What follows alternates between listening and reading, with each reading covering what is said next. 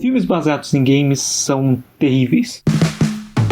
É incrível como no meio de tantas adaptações já feitas de videogames para o cinema, os filmes que melhor representam a essência de diversão nos jogos talvez sejam aqueles que são baseados em séries de HQs ou mesmo livros. O conceito das adaptações de games não foge da linha base de adaptações de livros, quadrinhos, séries ou outras mídias. Pegue um produto que já tem uma base de fãs relevante e consequentemente gere uma bilheteria razoável independente da qualidade do filme. Os games são cada vez mais aceitos como uma forma artística pelo público em geral, e não é de hoje que já rendem mais dinheiro em vendas do que o cinema em bilheteria. Mas parece que os produtores e diretores ainda não entenderam como trazer a maioria das obras para as grandes telas com competência. De erros grotescos e absurdos como os filmes do Wii Ball, até projetos apaixonados como Warcraft, nenhum filme foi exatamente bem sucedido no que se propunha. Universos interessantes com histórias envolventes não faltam para servir de material base. Assassin's Creed, Silent Hill e Resident Evil já foram adaptados e demonstram isso, mas mesmo assim nenhum deles é considerado um grande filme. Mesmo com a popularidade de Resident Evil nos cinemas, os filmes da franquia estão longe de ser unanimidade. Então o que faz essa mídia tão difícil de ser adaptada?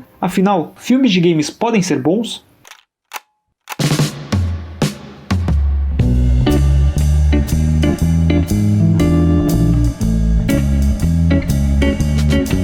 Independente do valor de entretenimento por si só que os games sempre tiveram, sempre houve um comparativo com o cinema. Aliás, sempre há um comparativo com o cinema na maioria das mídias. A sétima arte ganhou um status muito acima do nível de outros formatos para boa parte do público há anos. Talvez pelo glamour de Hollywood e pela capacidade de envolver diversos sentidos humanos na experiência de apreciar uma obra, entre outros fatores. É muito comum ver a imprensa de games ou os próprios jogadores elogiarem um jogo por ser cinematográfico. E essa definição não vai para um estilo específico, se encaixando para vários exemplos, dos momentos grandiosos e épicos de God of War, a profundidade do desenvolvimento de personagens de The Last of Us. A comparação de tantas mídias com o cinema se enraizou tanto dentro da mente do público que é difícil associar como os games criaram uma linguagem narrativa de características tão próprias. Se antes tinha-se o costume de dizer que livros como Duna eram inadaptáveis para o cinema, é fácil ver diversos jogos de universos fantásticos e histórias profundas que também pode-se dizer que são inadaptáveis. Certas narrativas que são incríveis funcionam apenas no formato de um videogame. E existem vários fatores que podem fazer uma adaptação de game ser ruim, mas eu considero dois principais. Um deles é a utilização da marca apenas para vender. Um jeito mais diferente de dizer falta de fidelidade ao material original. Eu prefiro não falar desse jeito especificamente porque não é exatamente isso que prejudica a qualidade. Assim como na literatura, fidelidade não é requisito essencial e nem deveria ser. Muitos livros ganham adaptações inclusive mais interessantes que a própria original. Além disso, filmes como Warcraft foram muito fiéis ao material original e não foram bem sucedidos.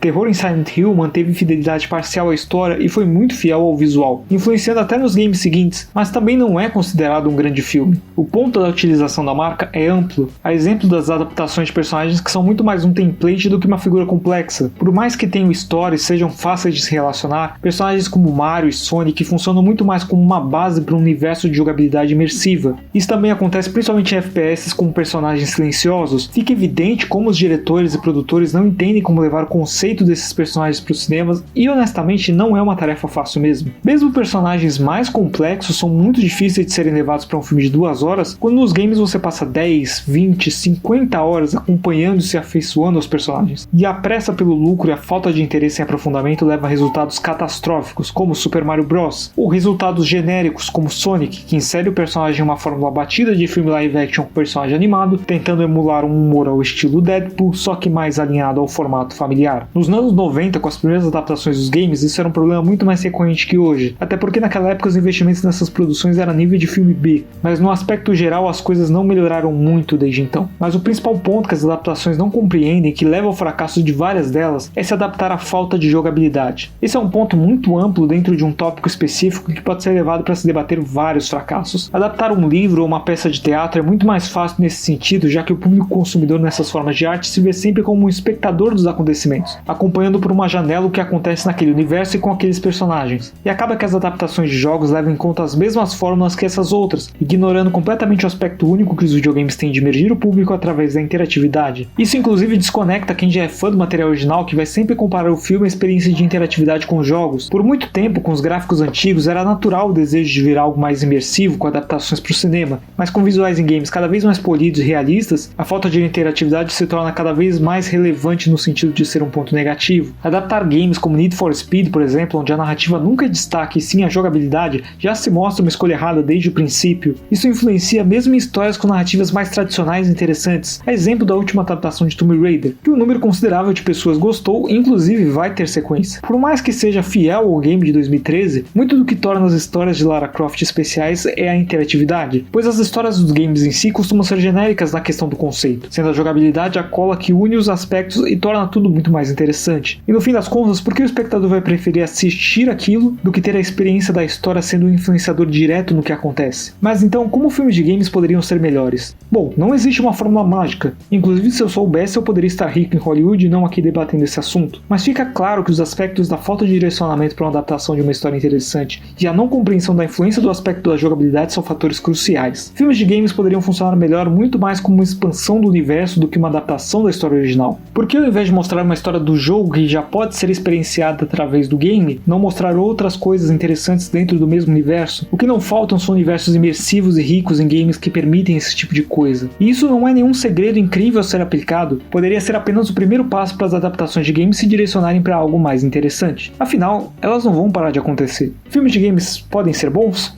Sim, eles podem. Basta que os produtores parem de colocar tudo em uma forma pronta e realmente busquem entender o que faz as histórias especiais e principalmente o que faz esse outro tipo de mídia ser especial e único.